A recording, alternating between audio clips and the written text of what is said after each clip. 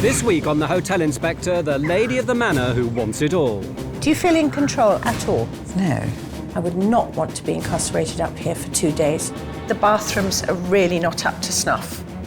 You cannot punish your customers with your problems, thing I've learnt. I pay VAT out of my own pocket. Those people are a luxury you can't afford.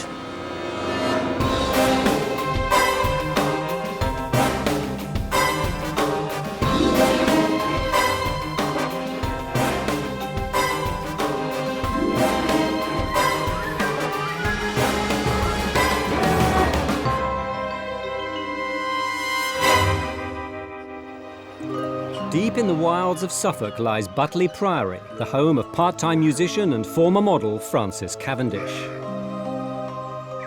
21 years ago, Frances and her husband fell in love with the Priory on a trip to Suffolk. They started renting the building and helped transform the once dilapidated structure into a stylish family home. It was very churchy and dark, and I really wanted it light and pretty, sort of make it fairy tale. But the fairy tale took a dark turn 8 years ago when Frances's marriage came to an end. It was a very, very dark time, and I had absolutely no money. And I just sat and reviewed my options and thought, you know, what on earth could I do? Because the Priory was rented, Frances feared she and her daughters would lose their beloved home. So, in desperation, Butley was converted into a 6-room B&B and wedding venue. The strategy paid off, but only just, and has yet to pay any real financial dividend. At the moment, I regret to say we have nobody in, except about 5 staff. The constant struggle to pay the rent impacts on Frances' real passion, her music. At 47, she's returned to college to study music part-time. In an ideal world, music would come first in my life. But everyone has to have a day job, or I have to have a day job. So Frances employs 2 cleaning ladies, a B&B manager and a wedding planner to run the business in her absence. Hello, Butley Priory. I do seem to need an awful lot of people to keep it up to standard. With punishing overheads and crippling staff costs, Frances is straining to stay afloat. If we don't get more guests through the door, I'm going to have to call it a day and move out. I'm afraid that's the bottom line. But she's determined not to lose the home she loves without a fight. I probably thought about it every single day. Can I go on doing this? Or should I just accept what looks like defeat? Her last roll of the die is to call on expert hotelier and renowned troubleshooter Ruth Watson. This is truly stunning. Absolutely amazing building. And to my shame, it's only 3 miles down the road from the Crown and Castle where we have our own hotel. Frances and I know each other, but I've never been here before. And my God, the potential is enormous. It's fantastic. But the potential has never been realised. Without prompt action, Frances and the B&B will become just another chapter of the Priory's long history. Ruth! Hello. How very nice. Ruth wants to find out more about how Frances manages the B&B and why such a seemingly beautiful building is failing to attract sufficient business. How do people find out about you? How do they know you're here? The website is our biggest thing. Yeah. It's really our only thing. How else, apart from your website, do you market your weddings? We don't, actually. I've only just got a full-time wedding organiser, Natalie. Ah, so you have got somebody doing about weddings? She basically runs everything, to be honest. So she looks after all the B&B bookings that come in? Candice and her do those together. Who's Candice? Candice does a certain amount of cleaning the rooms. She makes the breakfast and takes the B&B bookings. Right. So you said a certain amount of cleaning the rooms. There's other Well, people? I have other people as well, yes. What do you do, Frances? I really don't do much at all because I really want to pursue my other interest, which is music. Do you feel in control at all? Not of the finances, no. So this place is really a bit the rudderless ship, isn't it? I do, I think, have perhaps more input than you realise in terms of deciding what we have here. Look and feel. But you don't want to do anything that actually sort of dirties your hands, as it were. My immediate thought from all of this is that to actually be employing a Natalie person, a Candice person, cleaning people for a place this size and saying, I actually don't do much myself, those people are a luxury you can't afford. To get a guest's eye view of the Priory, Ruth will stay overnight. Have you ever thought about hiring this out for shoot locations, you know? It's yet another thing I've thought about, but I must admit I haven't got round to doing, no. Frances has booked Ruth into a premium room, the grandly named West Wing, with an equally grand price. A night's B&B costs £175. Guests paying that much should expect first-class facilities, toiletries and state-of-the-art bathrooms. What a beautiful, huge, romantic, lovely room. Completely see why you think it's worth £175. I'm not entirely sure I agree with you yet because I need to look at bathrooms and things. Fair enough. But it does, on first sight, look very, very stunning. Really does. Yes, very lovely. Thank you. Yeah.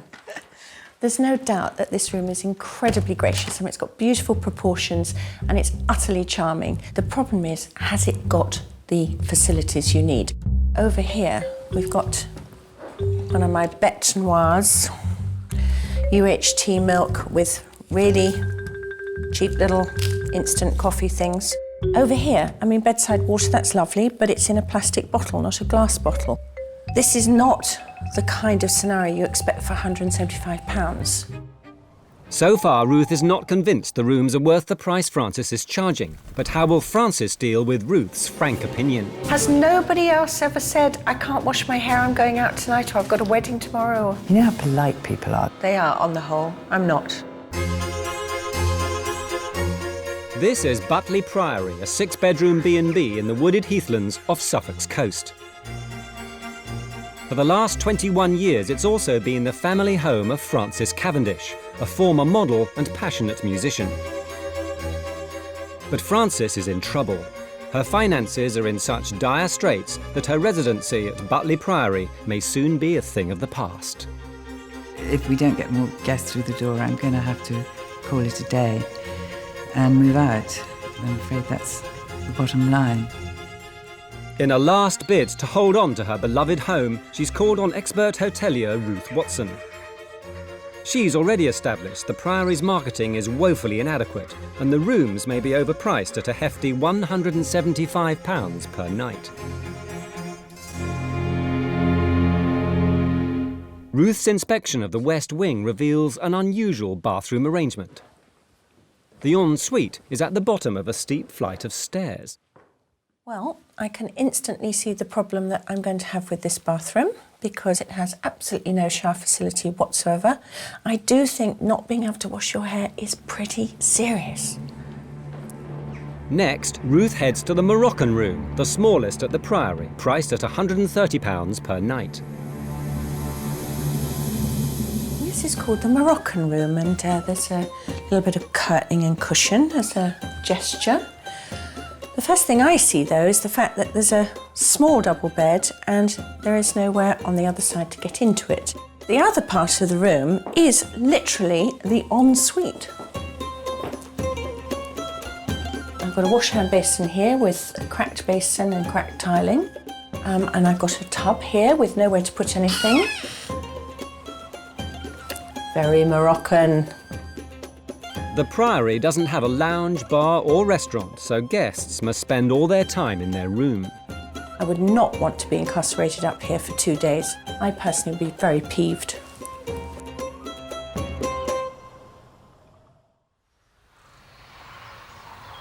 The following morning, Frances is nervous about what lies ahead. I did wake up this morning thinking, oh no. Today's the day when I'm going to get mashed up. In the kitchen, housekeepers Christine and Joyce are helping B&B manager Candace to prepare breakfast. Candace is feeling very nervous this morning about cooking breakfast, and normally she's fine and everything, goes well, but this morning, as Ruth Watson is here, it's a bit scary. bit nerve-wracking, so I don't want you to think the food's not cooked properly. Oh, good morning, Hello, Ruth. Frances, how are you? Very well, how are you? Yes, not so bad at all, thank you. Did you sleep well? As well as can be expected. I'm not the greatest traveller. No. Although nobody's bed is quite like your own, No, is it? it isn't. I It agree. isn't. Breakfast at the Priory is served in the splendour of the Great Hall. This is possibly the nicest room I've ever had breakfast in. The light's flooding and it's just a joy. Fresh flowers on the table. Love the fact that all the jams and marmalades in the pots and the butter's real. So far, very lovely. It's like having your worst kind of headmistress. It's there the whole time, isn't it? I think some cooking lessons are required. Scrambled eggs are a bit lumpy looking, and these sausages might be very tasty, but they're quite little and chipolata-like. They're very tasty. Actually, they're lovely. But definitely eats better than it looks. I thought that was pretty good, actually. Yeah. Yeah, well done. Well done. The Great Hall is used as a venue for weddings, so Ruth is keen to explore the gardens, a key component of any successful bridal venue. There's a framework to these gardens with the beech hedge, but the internal part of the garden really lets things down. Frankly, it's quite scruffy. The focal point is not a focal point, it's really rather grim. And there's scruffy bits like fallen masonry here. What I think the problem is for any potential bride is to see exactly where her photographs would be taken. So I think we've got to look at this and provide a focal point, somewhere where the bride can say, yes, this is where I'm going to stand and this is where I'm going to look truly beautiful. Recently, Frances has employed a wedding planner to try and improve the flagging sales. Natalie has been in the post for 3 months, but her working relationship with Frances has seen a few teething troubles.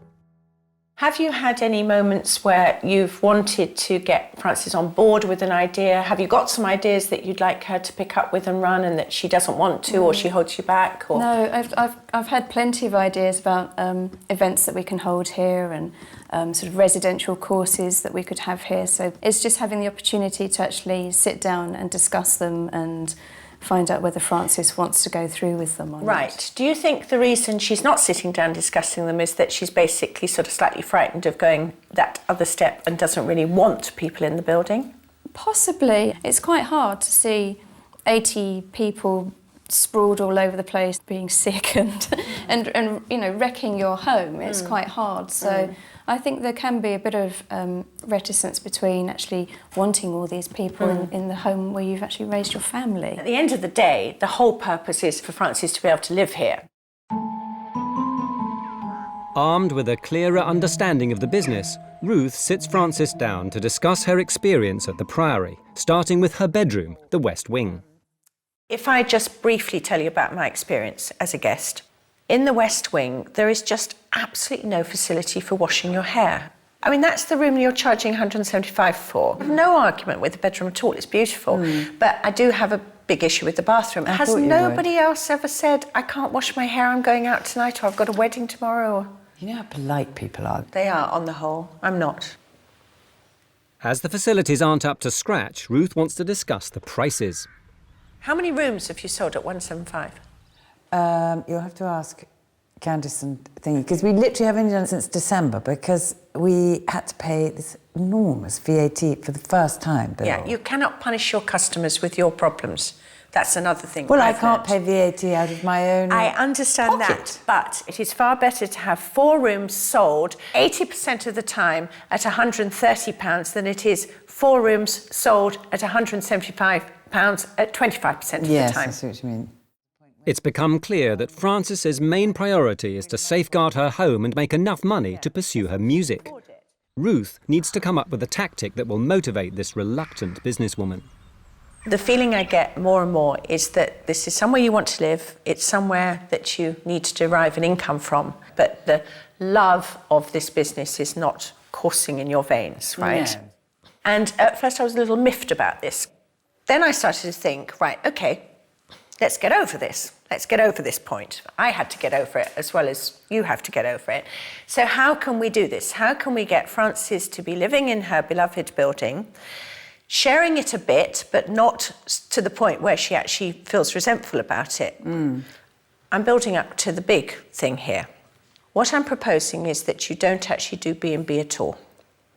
Oh, good Lord.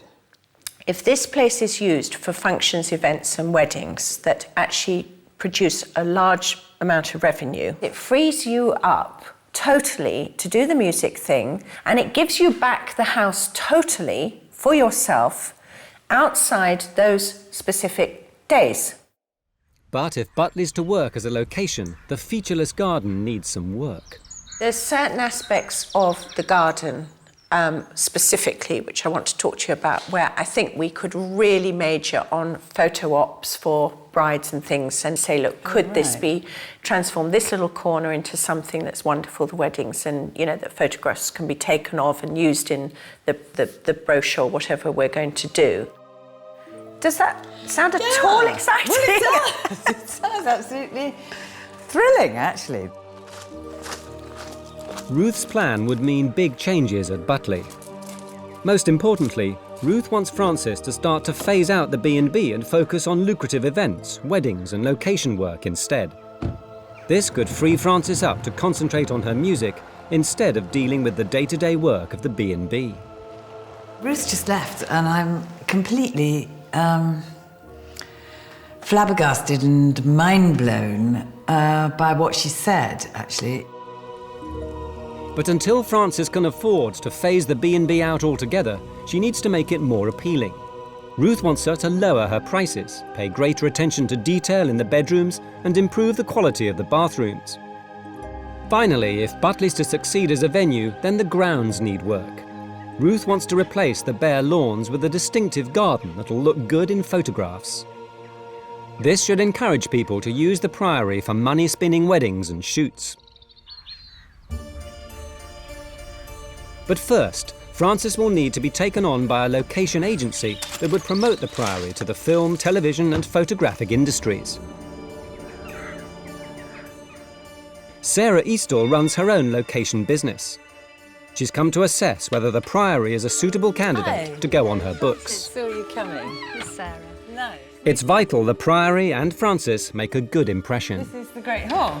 It is, isn't it? It is great, It's rather, isn't it? Yeah. It's rather lovely. It's beautiful vaulted ceiling. I'm really excited about the ground floor of the property particularly. The light is great, the vaulted ceilings are wonderful, the scale of the building is terrific.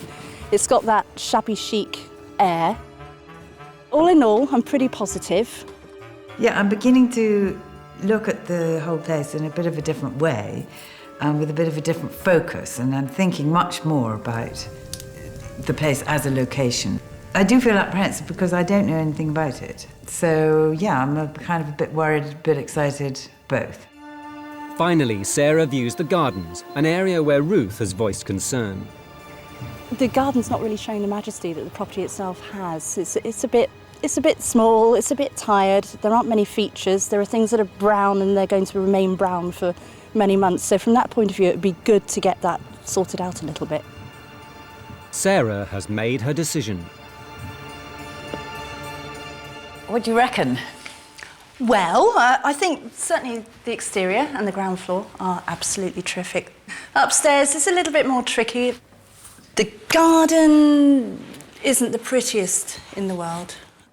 But what I'd like to say yes, you know, we'd like to take you on, we'd like to promote you and just see how it goes. I can't guarantee, obviously, to get you business, but I would like to have a darn good try. Fantastic. Okay. It's more than okay with me. Yeah. With a bit of clever marketing, a bit of pushing, I would like to think we could attract some crews down here.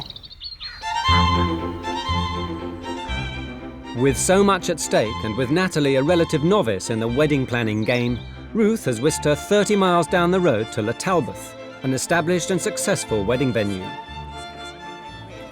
Each year, Le Talbot turns over millions of pounds of wedding business, and Ruth thinks Butley could benefit from their expertise.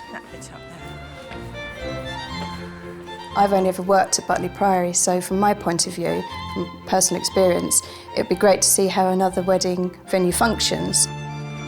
Hello. Paul, can I introduce Natalie. Pleased to meet you. And Welcome. Paul is the master of weddings. The Talbot, they absolutely know what they're doing, and I hope he's going to share some of his great knowledge with you. Fantastic. Natalie's got some questions, I think, to ask you. Yes, I have. Firstly, you've got to project the total confidence of the business to look after this. People are naturally nervous. This may be the one party in their life that they're going to spend this sort of money on. So getting that material out there in the marketplace that really sells your property and the USPs that you've got, whether it be the beauty of the building, the quality of the food or whatever, that's really the important thing. The gardens at Le Talbot are vital to their success, so Paul is keen to stress the importance of a venue's appearance. If you've got unsightly areas, you need to fence them off, and because people are very, very fussy, and quite rightly so. I mean, ultimately, you hope that the quality of what you do is the thing that talks. For Natalie, the visit has brought home Butley's failings. Being able to compare Butley to somewhere such as Le Talbot has been really useful. The fact that their gardens are so beautifully presented, and ours, while they're very nice, can be a little bit wild and don't necessarily present many photo opportunities. And it's not just Butley's gardens that aren't up to standard. I think Frances is going to have to learn how to make a decision about how she runs her business with a much more business-like head on her shoulders. Back at Butley, Frances is also reviewing the gardens. Ruth has asked designer Frankie Shrapnel to help make the grounds more of a feature. It will be her task to inject some excitement and glamour into the space. This is the area where you want to make the garden. Yes, Ruth thought, and she's right, there isn't sort of anything at all happening here. Well, What do you think? it's ideal in a way because you've already got a formal structure to it. You've got yew hedges here. If we made sort of like a little enclosed space with some more yew hedging. Oh, I see. And within that That's nice. space, we had some pavings. And I think How exciting. if we had an ironwork, some kind of structure, very, very simple structure to train some plants over it. Oh, really? So that you have a sort of like an arbor effect. So, you can pick up the shapes, the wonderful shape of the architecture of the building. I'm quite relieved, actually, because I think I think what she's got in mind is going to be quite nice, and I'm totally glad she isn't going to come up with a couple of gnomes in a water feature. Butley's gardens may be looking rosy, but only time will tell if the Priory can make it as a successful venue. Will the team be able to cope with their first function under Ruth's watchful eye? Where's the activity? All I see are people putting up fucking fairy lights. For the past 21 years, Frances Cavendish has been a tenant at Butley Priory. 8 years ago, after her divorce, she was forced to turn her home into a B&B in order to pay the rent. But the business failed to take off, and with debts rapidly mounting, Frances has turned to expert hotelier Ruth Watson for help. But Ruth quickly realised that Frances's heart doesn't lie in being a landlady. What do you do, Frances? I really don't do much at all because I really want to pursue my other interest, which is music. So Ruth's strategy has been to gently wean Frances off the B&B and get her to concentrate on more profitable events, weddings and location work. What I'm proposing is that you don't actually do B&B at all. Oh, good Lord. Ruth is back at Butley to give Frances some news. To get her used to the Priory being a location, Ruth has arranged a bridal magazine fashion shoot. We're working with a very, very glossy wedding shoot. And while you wouldn't get any revenue for it, what you would get was fantastic exposure. It's going to take place here within the next month. Really? Yes. With the shoot in just a few weeks, Ruth is also keen to discuss the plans for Butley's new garden.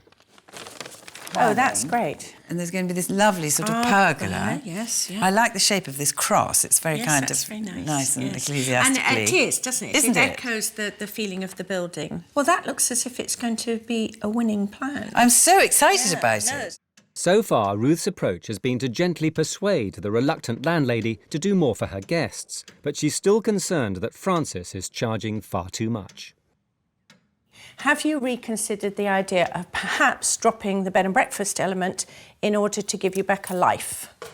Yes, I've considered it and am considering it daily, but I don't see how financially we would ever actually be able to do that. What I would say to you loud and clear, though, is that if you are going to continue with the B&B, I really think that you've got to embrace it more wholeheartedly. If I'm going to be really blunt, you can't be greedy about it. You can't have it both ways. No. You've just got to raise your ante on that Yes. and lower your prices a bit. And do it one way or the other, yes. Yeah. OK, Ruth. Yes, Point okay. taken. But despite Ruth's words, Frances still seems reluctant to lower her prices. I'm not greedy by nature, but I'm just incredibly conscious of the bills and having to make ends meet here. But, you know, the overdraft is not noticeably shifted. So, you know, I need to take what I can get. Frances has to market Butley as a venue for functions if the business is to survive. So plans are afoot to open the Priory up to the public. A free jazz concert in the garden could give hundreds of potential customers a chance to see what Butley has to offer. Planned for the same day as the location shoot, it could be a turning point for Frances's fortunes. But will her love of music come before the business? With both events taking place in just 4 weeks, Branky Shrapnel is starting work on the gardens. I'm a bit apprehensive. I hope they're not going to make too much mess, actually. The centrepiece of the design is an arbour made of cast iron. Beautiful. It's very simple and direct and plain and minimal. It's been delivered in one piece and it weighs a ton. Have you tried lifting it? No. Lift it. Oh, my God. I see what you mean. Your problem, Frankie. But while the garden's in a state of change, some things remain the same. After weeks of mulling over Ruth's words, Frances has decided not to lower her prices. Ruth thought that we were too expensive. At the moment, the prices haven't changed. It's mad to bring the prices down when people seem to be perfectly happy paying them at the weekends. So I'm a bit reluctant to bring them down because I would argue with her on that point. And I think people actually, you know, pay a lot of money to come for the whole experience. It's not just the bedroom and the bathroom. Frances is still Frances. Her first passion is music, and she's learning to become a businesswoman. She needs time for ideas to sink in and things get implemented slowly. But time is a luxury Frances and Butley no longer have. I was looking at the bank statement again this morning, and I need to be fully booked most of the time. Her ultimate decision will be she'll do what she believes is right for her, I think, rather than the business. It's a beautiful May morning in Suffolk, 3 months since Ruth first arrived at the Priory. A pivotal day lies ahead for Butley. The Priory is to host a fashion shoot for a bridal magazine throughout the day. They're coming to do a shoot here of hopefully some very gorgeous models in some very beautiful dresses, and they're going to be using Butley Priory as their location for the day. And in the evening, Frances and her jazz band will be playing a free concert for locals in the grounds. Making the public aware that the building can be used as a venue could drum up more business. With so much at stake, it's crucial the day runs as smoothly as possible. So Ruth has arrived to offer her guidance. But first, she's keen to view the finished garden with Frances and its designer. The once barren lawn is now a secluded courtyard filled with cherry blossom, making it a pleasant spot for guests to relax in the shade of the trees. The medieval priory is now complemented by the steel arbour, which echoes its elegant arches. It's provided the garden with the strong focal point that had been lacking.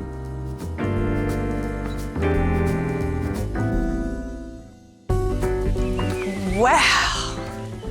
Wow. Isn't it so Frankie, this is a triumph. It is, isn't it? Have people seen it already? Are they pleased with it? They love it, yes. And when the brides come to look around at the weekends, They nearly always say, "Ooh, can we get married in it?" In it? Yes. Oh, well, I can understand why. You know, you just feel there's something very special about this. Oh, yes, did you know we're calling it the Poet's Garden, Ruth? The Poet's Garden. why That's so? terribly I romantic. The garden will be featured in the first photo shoot later in the day. The bedrooms are overflowing with bridal paraphernalia, while in the West Wing, the models are being made up. But for now, photographer Susanna is trying to find a good location inside the Priory. Hi, Susie. Have you got everything you need at all, or...? Yeah, I don't need anything. We're just trying to find the best place to photograph without the light coming through the window, so... Despite the importance of the shoot, Frances is conspicuous by her absence. Ruth is concerned that Natalie's not getting the support she needs on such a vital day. Now, how has Frances been coping with all this? Or is it you that's been doing all the coping? Frances has been taking on her fair share, I have to say. Her main priority at the moment is obviously her performance tonight. Sure. Do you think long-term she's going to be able to cope with the fact that there will be quite a lot of days when this place is actually heaving with parties and people enjoying themselves? I'm not sure, to be truthfully honest. She looked at the diary yesterday and sort of almost reeled back in horror at how busy we were going to be, but is obviously quite pleased at the same time. It's always been one of my concerns, and I've said it to Frances, I'm going to say it again, is that she can't be greedy about this. You know, you cannot have it both ways. You're either going to take the money and you're going to have lots of business and you're going to have lots of profit, but the downside is you've got to share your house with some strangers. The photo shoot is finally underway, but it's not going entirely to plan. Do you want the silver or the white? No, it's gone right round. It's right round there. Today we were aiming to do 8 dresses, which is what we'd normally do in a day. The sun, though, has been very harsh. The midday sun, when we started shooting, was probably giving us too much contrast, light and shadow, so we had to wait. So we've sort of lost a couple hours shooting time. But the shoot is finally picking up pace, unlike the preparations for tonight's jazz picnic. The event is meant to sell Butley to hundreds of potential customers. But with no sign of Frances, Natalie and Candace are left to make sure everything's in place. In less than 5 hours' time, over 120 people are due to descend upon the garden. Ruth is concerned. Where's the activity? You cannot hold an event of this magnitude without serious underpinning and structure. All I see are people putting up fucking fairy lights. Natalie's a great girl. I just hope she has got this under control, because at the moment I'm not seeing any of the sense of activity that you would normally see for an event this size. The plan had been for the guests to picnic outside as the sun sets, watching Frances and her band play. But it's early May and there's a chill in the air, so Frances has elected to perform inside the warmth of the Great Hall, out of sight of her guests. Now, the music. I see it's set up here, and I'm rather concerned because you have 120 people coming. We're assuming it's going to be lovely out there, but it does get colder in the evening even when... Well, that's what I thought. That's why I thought we'd set it up in here. And then at 8:30, when we start playing, I was hoping somebody would announce that the band is going to start playing, and if anybody wants seats, please come in. Right. There's obviously nothing like enough seating for 120 people. You're in danger of alienating half of your audience. I really think that the music should be there. I think you're going to get lost at the back of the hall. I think you should be there and sort of the entrance where everyone can sit. Yeah. We're thinking... To death. I think this is almost symbolic of where the whole problem of you as a hotelier lies. You want it to be the way you want it to be, and unfortunately, those 120 people have all got in their minds. For my convenience, yes, primarily. The words came out of her own mouth. Okay. Just give in, Frances. I agree that I'm probably going to have to give in. Don't forget, this is not just an ego trip. It's not just a lovely evening of music. You're here to Definitely sell not. Butley. Yeah. Time to sell the idea to the reluctant businesswoman. I mean, can't you just see it? The band's all out here, and you are focal, right in the middle of the thing. Frances, this is my house. You're here, lit. To segregate the audience and to have one half of them feeling hard done by and the other half having a wonderful time is not the way to promote this place. And that, let us not lose sight. That's what we're doing. Yes, that is what we want them to think in the long run. Okay, take your sunglasses off and tell me that. Yes, Ruth, that is what we are aiming at. Good. Frances has finally conceded defeat. Get this, we are playing outside now. They've decided they do want us outside. Now Natalie has to accelerate the pace. There's a lot to do and time is slipping away. I'm feeling pretty calm considering things are going to be starting in an hour and a half or so. At the moment, we're waiting for the musicians to arrive so that they can shuffle everything around. But despite the amount of work that needs to be done, Frances is nowhere to be seen. It doesn't surprise me that Frances has gone for a nap. She's probably having a power nap and trying to calm her nerves before things get going tonight. The person most noticeable for her absence is Frances. And yeah, I know she's worried about her performance tonight. At the moment, it's too much about Frances and her piano and not enough about the business of Butley. And I just think increasingly that the three things, Butley, Priory, Frances and work, are just incompatible. With Frances napping and the musicians yet to arrive, Ruth takes matters into her own hands and moves the equipment outside. And to further complicate matters, the team from the wedding magazine have yet to photograph the new garden. Yeah. They've been waiting for dusk to exploit the best light. That's lovely. And flick that hair back a little bit. 6 o'clock, about an hour to go. Things are hotting up. There are signs of activity. Thank God the musicians have arrived. So the real problem, though, is behind me is the photo shoot, which I think should have finished about 2 hours ago and is still going strong. So it's like having 2 wedding parties clashing at the same event at the moment. With less than 2 hours to kick off, Frances has finally put in an appearance. I need a strong man at my side at all times. Amidst the predicted chaos, another surprise. No. About 55 minutes to go, and guess what? The first guests have arrived. Frances' only concern is the musicians and, whether they're happy and where all the equipment's going. And of course she needs to do that, I wouldn't deny it for the world. But I think we're running a parallel event here. One is music and Frances and playing the piano, and the other one is something that's meant to be selling the wonders of Butley Priory. It's slightly distressing. But I see that people have already turned up. It's not even quite 6:30, and they've been invited for 7:30. Hello, my name is Morris.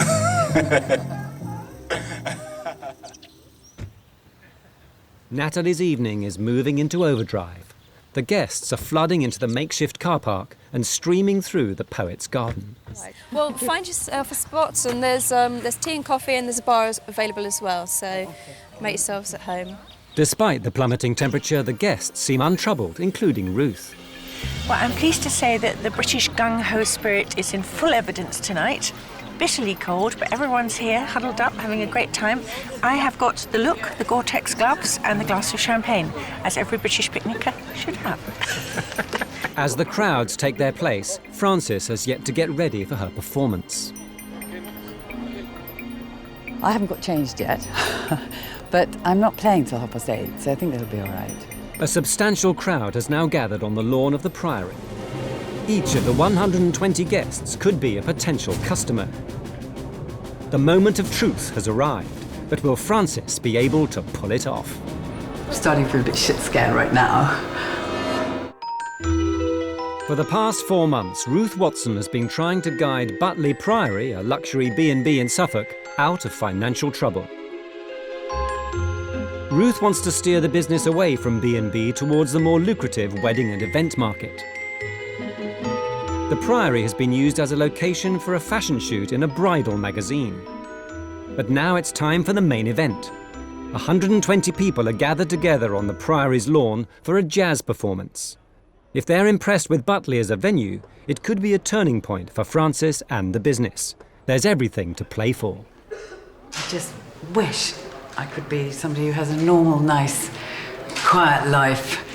A 9-to-5 job, going home in the evening watching telly. That sounds a very nice option to me at the moment.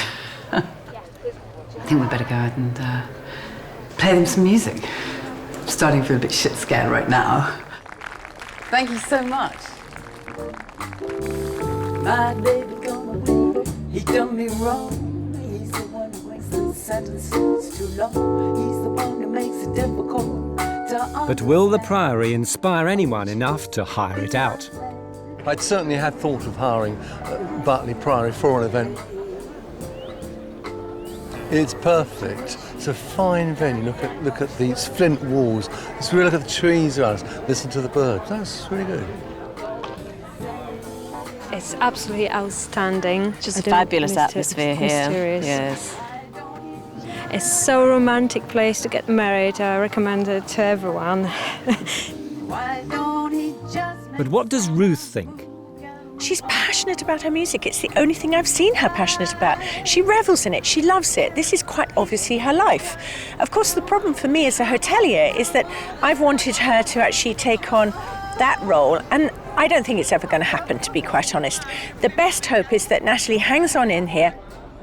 Everything can be successful here. Maybe it has to be successful without Frances.